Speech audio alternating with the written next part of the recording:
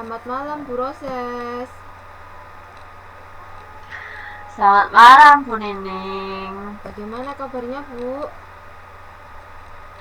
Alhamdulillah Bu, sehat. Bu Nining gimana nih? Sehat nggak? Alhamdulillah sehat juga. Bu Roses, hari ini apakah ada yang ingin diceritakan di sini? Iya nih Bu, saya ingin menceritakan sedikit tentang kegiatan di sekolah saya. Karena IT di sekolah saya tidak begitu berjalan untuk teman-teman yang usianya di atas saya tuh kurang apa ya, kurang kurang tertarik terhadap IT begitu Ibu. Oh baik, jadi permasalahannya terkait dengan penerapan IT ya Bu ya di sekolah Ibu. Kemudian kira-kira tujuan pertemuan kita hari ini apa Bu? Yang ingin Ibu capai gitu?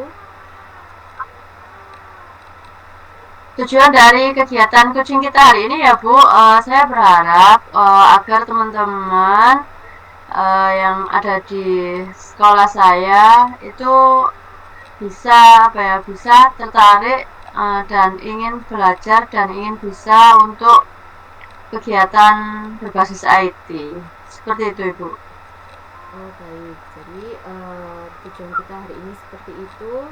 Nah kira-kira dari Bu Rose sendiri kesempatan apa yang dimiliki untuk mencapai tujuan tersebut Bu?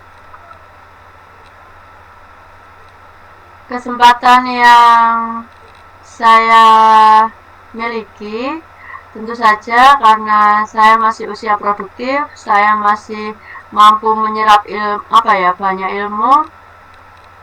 Kemudian lagi saya sedang mengikuti kegiatan pendidikan guru penggerak, jadi saya punya banyak kesempatan sekali untuk memberikan untuk membagikan praktik baik yang dari ilmu-ilmu yang sudah saya dapatkan.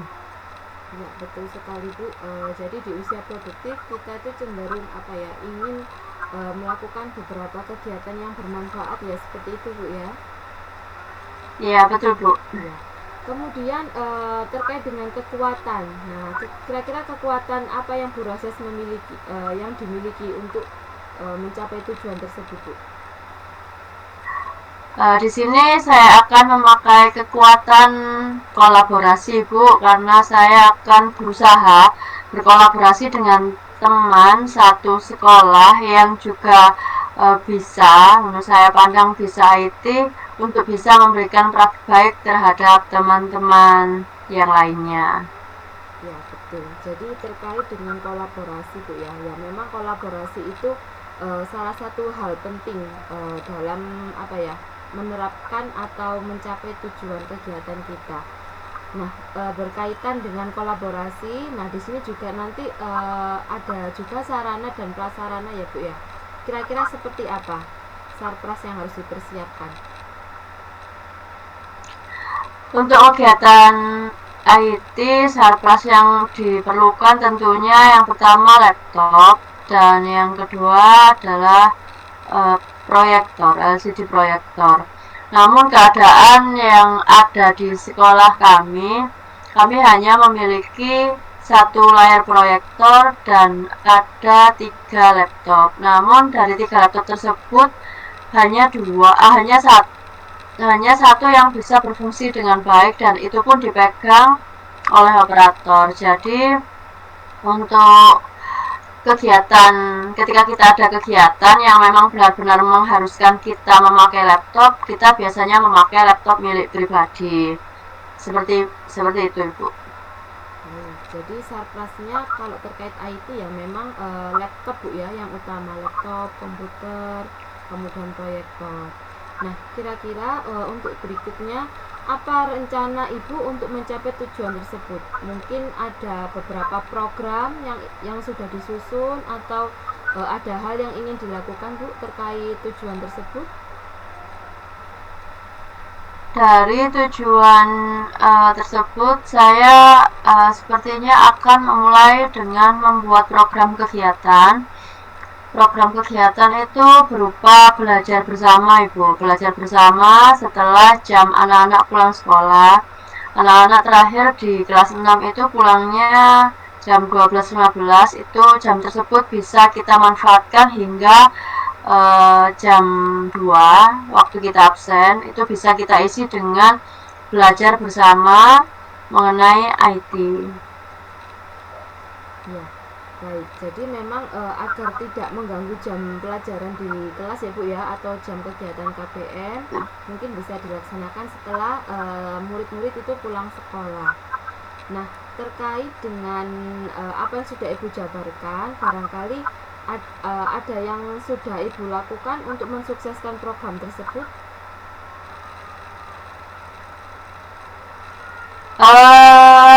Hal yang saya lakukan untuk menyukseskan program tersebut tentunya karena saya di situ akan berjalan sebagai tutor, jadi saya harus banyak-banyak mencari materi tentang IT yang untuk bisa saya berikan kepada teman-teman yang lain. Mungkin hari ini Canva, besok PowerPoint, hari berikutnya bisa dengan hal-hal yang lain.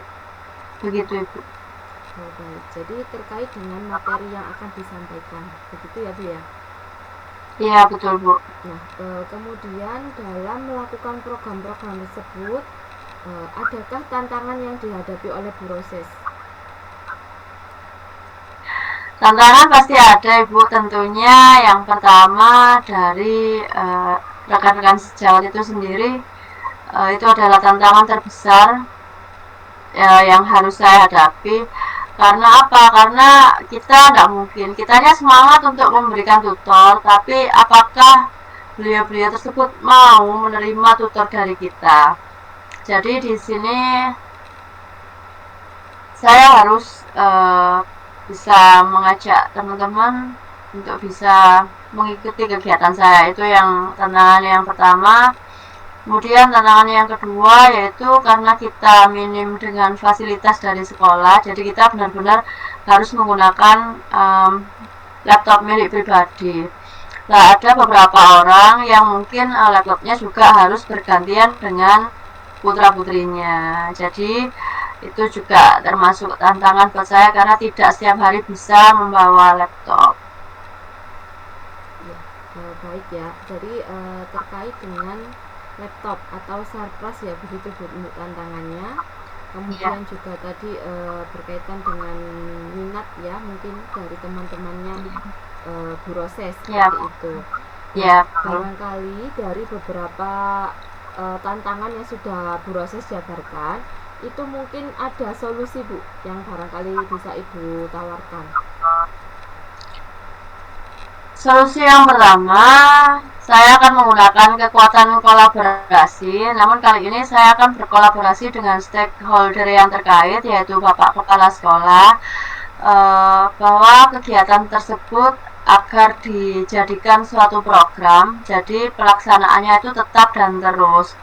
Kenapa, Bu? Karena ketika kita tidak berkolaborasi dengan stakeholder, saya sebagai apa ya, kita sama-sama seorang guru, kita mengajak belum tentu juga yang diajak itu juga mau. Namun ketika kita berdiri bersama kepala sekolah dan kegiatan tersebut jadi program, insya Allah mau nggak mau teman-teman yang lain harus wajib mengikuti.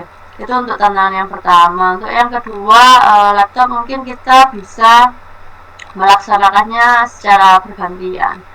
Seperti itu yang mungkin masih bisa kita laksanakan.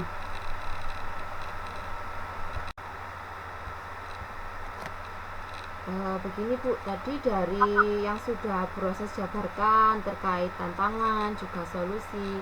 Nah, kira-kira kalau saya beri skala penilaian nih Bu ya, dari 1 sampai 10.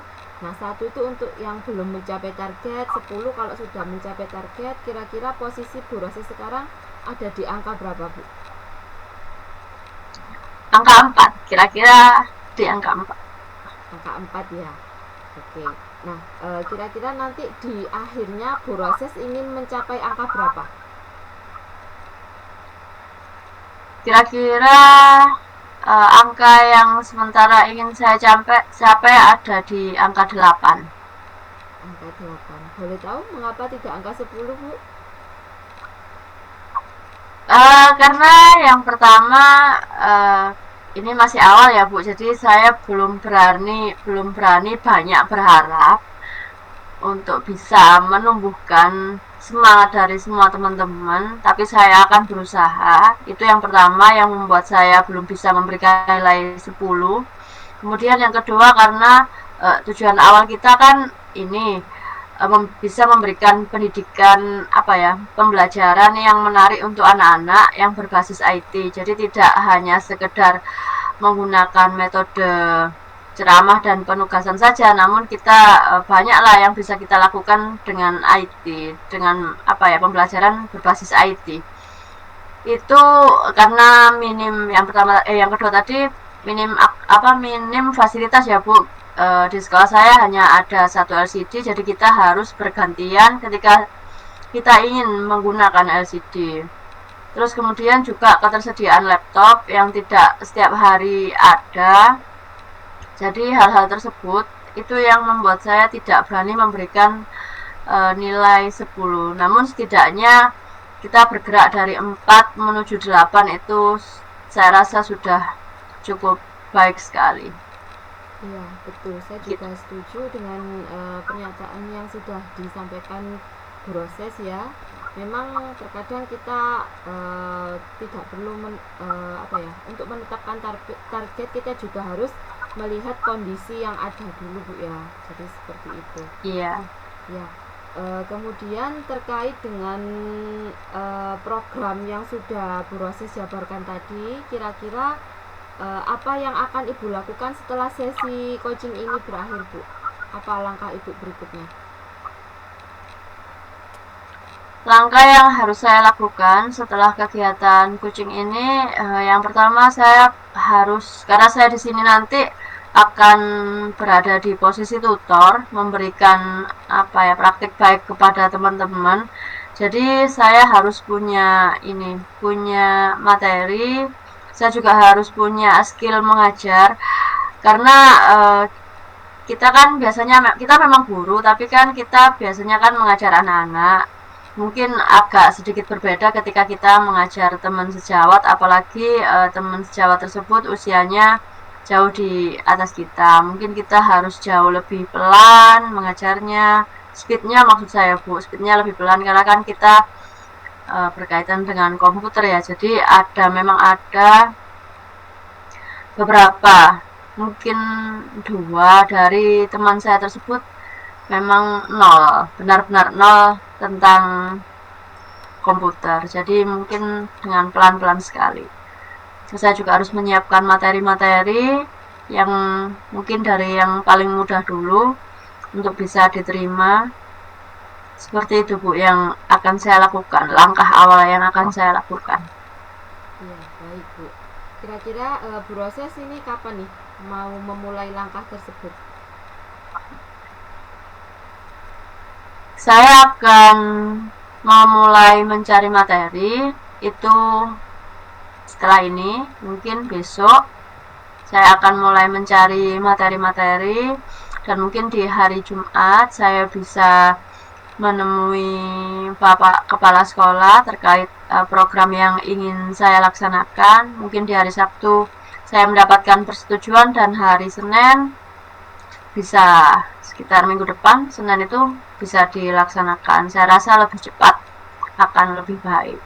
Iya, baik Bu. Memang segala sesuatu yang baik harus kita lakukan secepatnya kalau bisa seperti itu ya Bu ya. Iya betul Bu. Bu Roses, dari kegiatan kita malam ini itu apa yang bisa Ibu simpulkan dari pertemuan hari ini Bu? Dari kesimpulan apa yang sudah kita obrolkan ya, yang kita sharing hari ini itu adalah kegiatan pembelajaran yang menyenangkan untuk siswa, yang tidak melulu menggunakan metode ceramah dan penugasan, namun berbasis IT tentunya harus didukung dengan tenaga pendidik dengan kemampuan yang baik tentang IT. Jadi saya di sini ingin memberikan praktik baik kepada teman-teman supaya bisa semuanya warga di sekolah saya mengajar menggunakan IT. Begitu, Bu. Baik. Jadi itu yang sudah proses simpulkan. Nah, terkait dengan pertemuan kita hari ini juga, barangkali proses mempunyai pandangan baru maupun pemikiran baru, mungkin bisa disampaikan, Bu. Pandangan baru dan pemikiran baru yaitu saya yang pertama pasti saya mengucapkan terima kasih kepada Bu Nining karena setelah kegiatan coaching pada hari ini saya itu merasa kegiatan itu benar-benar memang harus saya laksanakan, benar-benar harus saya implementasikan di sekolah saya, tidak hanya menjadi angan-angan yang ada di pikiran saya, sehingga saya itu punya rasa percaya diri dan keinginan saya itu menjadi lebih kuat, seperti itu, Bu. Baik. Terima kasih proses untuk waktu pertemuan kita malam hari ini. Semoga apa yang proses rencanakan tadi, apa yang sudah disusun bisa segera berjalan sesuai dengan keinginan proses. Baik, Bu.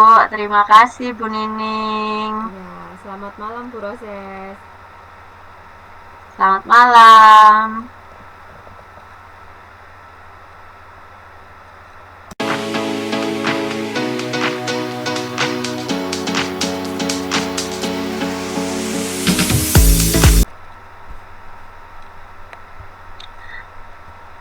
Halo, Bu Nining. Assalamualaikum. Halo proses, waalaikumsalam. Gimana nih kabarnya malam ini? Alhamdulillah baik Bu, sehat. Proses bagaimana? Alhamdulillah sehat juga Bu Nining, meskipun ini ya cuacanya sekarang lagi nggak menentu, kita harus banyak-banyak minum vitamin nih. Pagi siang kita panas sekali, nanti agak sore sudah mulai hujan ya, kita sudah mulai memasuki di musim-musim penghujan. Jadi Ya, benar-benar harus betul Bu. bisa jaga stamina ya, Bu. Iya betul Bu. Oke, Bu Nining, malam ini kita akan melakukan kegiatan coaching singkat. Jadi, apa nih yang ingin Bu Nining bahas pada kesempatan kali ini?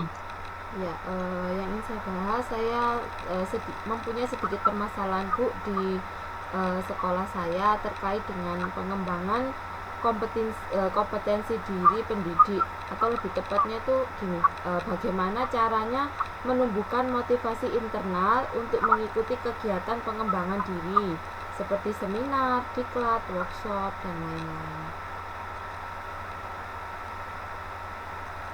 Baik, Bu. Jadi, apa nih tujuan yang ingin Bu Nining capai dari sharing-sharing kita malam ini? Ya, tujuan yang ingin saya capai mungkin yang pertama itu saya ingin mengetahui bagaimana cara menumbuhkan motivasi internal dalam diri seseorang. Kemudian tujuan berikutnya itu saya ingin mengetahui bagaimana cara memperoleh informasi tentang kegiatan pengembangan kompetensi diri, Bu. Kemudian bagaimana juga cara memahami faktor pendukung maupun faktor penghambat tentang kegiatan pengembangan kompetensi diri tersebut. Baik, Bu. Nanti kita bahas satu-satu ya. Sebelum itu, saya ingin tahu nih, gimana sih keadaan guru-guru yang ada di sekolahnya Bu Nining? Untuk keadaan guru di sekolah saya, berkaitan dengan topik yang akan dibahas, guru di sekolah saya itu rata-rata berusia muda Bu, ya seumuran sama saya, sama Bu Roses gitu. dan mereka itu berada di usia produktif. Nah, mereka juga memiliki kelebihan dan pengalaman di bidang masing-masing. Semuanya lulusan S1 dengan predikat di atas rata-rata. Kemudian total guru yang ada di sekolah saya itu untuk guru yang induk itu ada 6 orang Bu, 3 orang laki-laki, 3 orang perempuan. Kemudian untuk yang non induk ada juga beberapa, tetapi mungkin yang lebih sering bertemu di sekolah ya yang induk ini tadi. Kemudian dari semua guru yang ada di sekolah saya itu Bu, rata-rata itu memiliki kesamaan. Nah, kesamaannya itu apa? Yaitu sama-sama kurang tertarik atau kurang berminat untuk mengikuti pelatihan atau kegiatan peningkatan kompetensi diri. Nah, alasannya itu apa? Banyak sekali, beberapa alasannya yang sudah disampaikan ke saya. Itu adalah yang pertama, biasanya takut banyak tugas. Kemudian takut juga tidak bisa membagi waktu. Kemudian waktunya tidak fleksibel, seperti itu Bu. Jadi banyak alasannya yang membuat tidak bersemangat mengikuti pelatihan semacam itu. Betul sekali Bu, sama halnya di sekolah saya seperti kegiatan yang sedang kita laksanakan saat ini, yaitu pendidikan guru penggerak. Itu saya tuh tidak henti-hentinya memberikan sosialisasi ke teman-teman bahwa kegiatan pendidikan guru penggerak ini kegiatannya bagi saya itu sangat menyenangkan. Terus kita di situ juga mendapatkan banyak ilmu, mendapatkan banyak teman yang mungkin jenjangnya itu tidak hanya dari SD saja, jadi kita pengetahuannya akan lebih luas lagi. Namun tidak banyak mendapatkan tanggapan karena alasannya sama seperti itu, takut banyak tugas, takut buang-buang waktu karena harus mengikuti kegiatan Zoom dan lain-lain. Memang kayak gitu Bu, permasalahan di banyak sekolah. Memang itu kita harus bisa menumbuhkan rasa ingin menjadi pembelajar pembelajar sepanjang hayat ya. Sepanjang hayat, betul Bu. Ya, seperti itu. Dari yang Bu Nining jabarkan tadi, kira-kira ketika sudah terlaksana, apa sih harapan dan tujuan yang ingin Bu Nining capai? Ya, jadi ketika permasalahan itu sudah bisa teratasi, tujuan yang ingin saya capai itu yang pertama tentu saja rekan sejawat saya itu mempunyai kesadaran diri Bu, atau motivasi internal untuk mengembangkan kompetensi diri mereka masing-masing.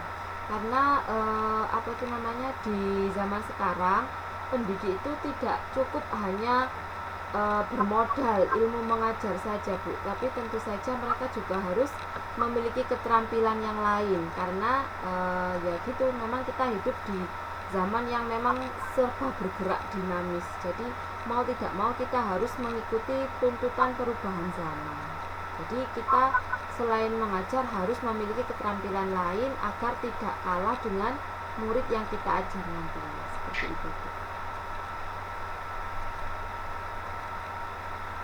Iya betul ya Bu, kita sebagai pendidik kita tidak boleh hanya duduk dan diam dengan ilmu yang kita dapatkan saat kuliah. Karena apa? Karena zaman terus berkembang, jadi kita harus tetap belajar dan terus belajar. Meskipun kita itu sebagai guru ya, guru kan tugasnya untuk memberikan ilmu ya, tapi kita sendiri juga harus merefresh ilmu yang kita miliki agar kita tuh selalu update. Seperti itu ya Bu ya? Iya betul sekali Bu. Selanjutnya apa sih Bu? Selanjutnya apa sih faktor-faktor yang kira-kira bisa mendukung kegiatan dari yang Bu Nining inginkan? Oke, untuk berkaitan dengan faktor pendukung, tentu saja yang pertama harus ada kesadaran diri atau motivasi internal dari rekan sejawat saya tersebut tadi Bu. Jadi harus muncul itu dulu. Kemudian faktor berikutnya adalah kolaborasi yang baik antar rekan sejawat untuk bisa juga mulai membahas isu terkini ataupun isu-isu terkait dengan permasalahan di dunia pendidikan. Kemudian yang tidak kalah penting juga faktor pendukungnya harus bisa berdiskusi dengan pakar pendidikan maupun stakeholder terkait bagaimana caranya agar pendidik itu bisa meningkatkan kompetensi diri mereka.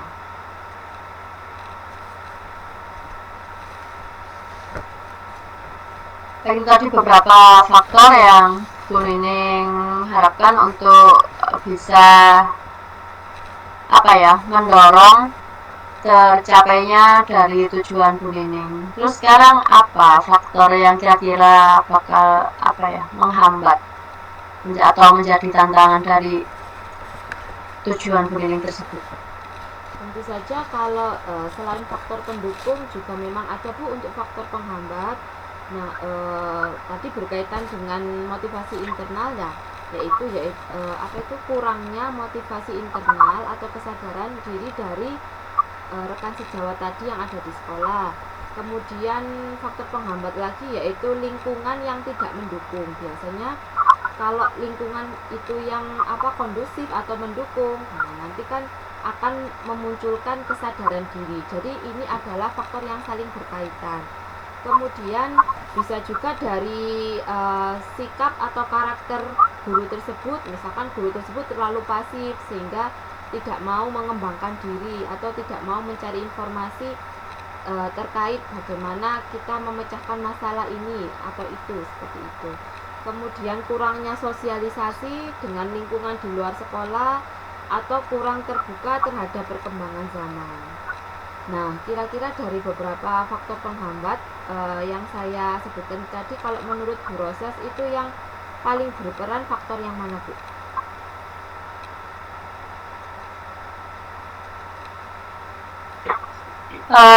Berarti aku langsung jawab mau ya. Oke, benar sekali yang Bu Nining sampaikan. Mungkin dari faktor diri pribadi masing-masing ya, mungkin guru terlalu pasif juga bisa mempengaruhi dari kurangnya pengembangan kompetensi itu. Kemudian dari ini faktor lingkungan itu ibarat ketika kita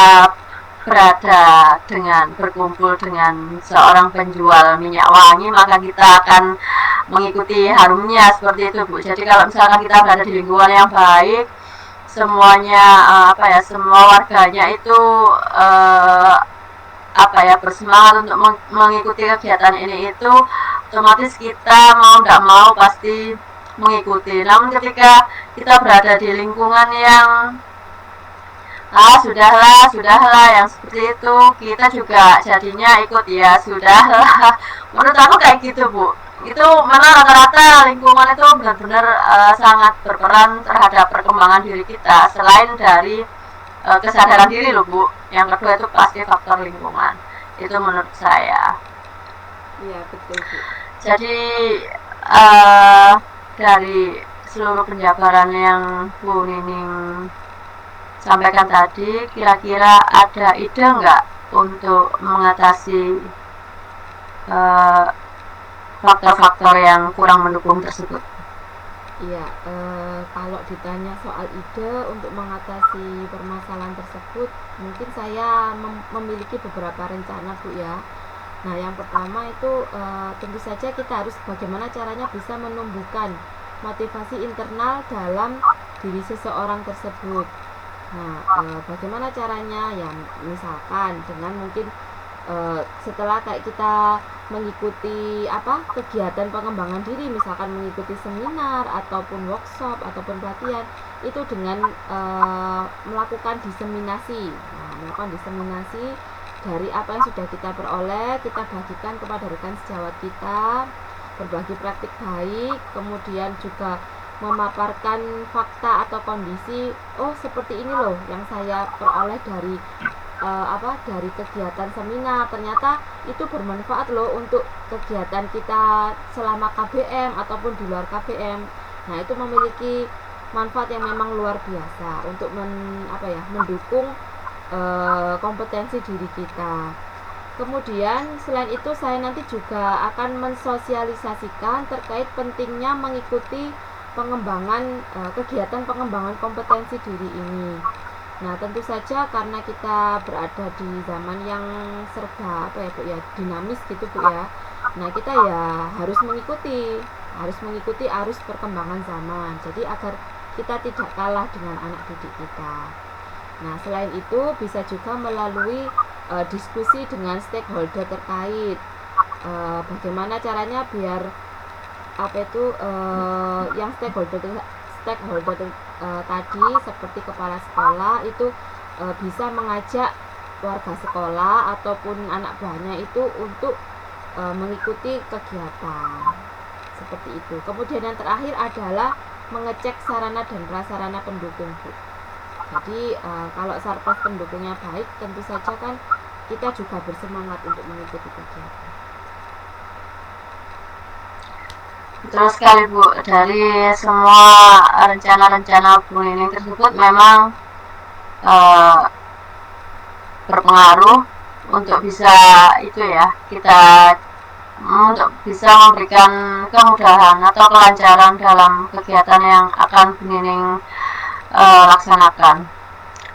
Kira-kira kapan nih dimulai kegiatan tersebut? Untuk waktu pelaksanaannya saya inginnya sih secepatnya ya Bu ya, karena ini kan memang baik untuk pengembangan diri dari masing-masing rekan sejawat saya. Nah, kebetulan di momen sekarang itu kan kemarin kepala sekolah saya itu menyuruh kami guru-gurunya itu untuk mengikuti pelatihan mandiri. Nah, saya rasa ini juga penting ya, berkaitan dengan topik yang kita bahas, pelatihan mandiri yang ada di platform Merdeka Mengajar. Nah, dari situ mungkin bisa dimulai langkah awalnya agar guru-guru tersebut tertarik atau berminat untuk mengikuti pelatihan sejenis. Ya betul Bu, kita saat ini memang sedang dituntut untuk mengikuti kegiatan itu ya, platform Merdeka Mengajar. Terus dari semua percakapan kita, dari tujuan hingga saat ini saya tanyakan yaitu kapan dimulai, apa sih kesimpulan yang bisa Bu Nining dapatkan pada coaching kita hari ini? Ya baik, jadi di zaman sekarang itu Bu ya, dimana teknologi dan ilmu pengetahuan itu sedang berkembang pesat. Nah, guru itu sebaiknya harus memiliki keterampilan lain di luar keterampilan mengajar yang mendukung profesinya tersebut. Nah, keterampilan yang dimaksud nanti bisa berguna pada saat kegiatan mengajar maupun kegiatan di luar mengajar. Nah, salah satu sarana untuk meningkatkan keterampilan atau kompetensi diri tersebut dengan mengikuti pelatihan ataupun workshop ataupun diklat. Kemudian dari faktor-faktor pendukung untuk kegiatan tersebut tentu saja yang pertama adalah pemenuhan sarpras, kemudian dukungan dari stakeholder itu juga penting, kemudian yang paling utama yaitu timbulnya kesadaran diri dari masing-masing individu untuk bisa meningkatkan kompetensi diri. Nah, selain faktor pendukung juga ada faktor penghambat yang harus kita bisa selesaikan sedini mungkin. Yang pertama, faktor penghambatnya itu berasal dari guru itu sendiri. Karakternya mungkin adalah beliau itu guru yang pasif ya, sehingga tidak mau mengikuti perkembangan zaman atau tidak terbuka dengan perkembangan zaman. Kemudian bisa juga dari lingkungan. Nah, lingkungan ini yang tidak mendukung. Jadi betul seperti yang dikatakan Bu Roses tadi, bahwa kalau kita tuh berteman dengan penjual minyak wangi, kita ikut wangi. Kalau tidak, kalau berteman dengan penjual sate ya juga ikut berbau sate. Kalau dianalogikan seperti itu. Baik, bagus sekali kesimpulannya. Kira-kira apa pandangan setelah pandangan Bu Nining setelah mengikuti kegiatan coaching kali ini? Ya, pandangan baru saya, alhamdulillah saya memiliki sedikit pencerahan dari kegiatan kita malam ini, Bu. Saya juga lebih percaya diri bagaimana menghadapi permasalahan yang sudah saya sampaikan di awal. Kemudian yang paling penting, saya akan segera menerapkan apa yang beberapa hal atau beberapa poin penting yang kita bicarakan malam ini. Dan saya juga tidak sabar bagaimana melihat respon dari teman-teman saya terkait dengan apa yang sudah saya sampaikan kepada mereka nantinya. Kemudian yang terakhir, terima kasih Bu Roses sudah membantu saya atau menuntun saya menemukan solusi untuk permasalahan yang sudah saya sampaikan di awal. Sama-sama Bu Nining, semoga apa yang sudah direncanakan bisa terlaksana dengan baik dan mendapatkan hasil yang sebaik-baiknya. Karena waktu coaching kita sudah habis di malam ini, mungkin kita bisa saling sharing di pertemuan yang ke depan. Saya ingin tahu nih gimana hasilnya dari apa yang sudah Bu Nining laksanakan di sekolah. Seperti itu ya Bu ya? Ya. Saya menantikan sesi itu. Siap Bu. Untuk hari ini sekian Ibu Nining bisa saya akhiri. Selamat malam, selamat beristirahat. Assalamualaikum warahmatullahi wabarakatuh. Waalaikumsalam.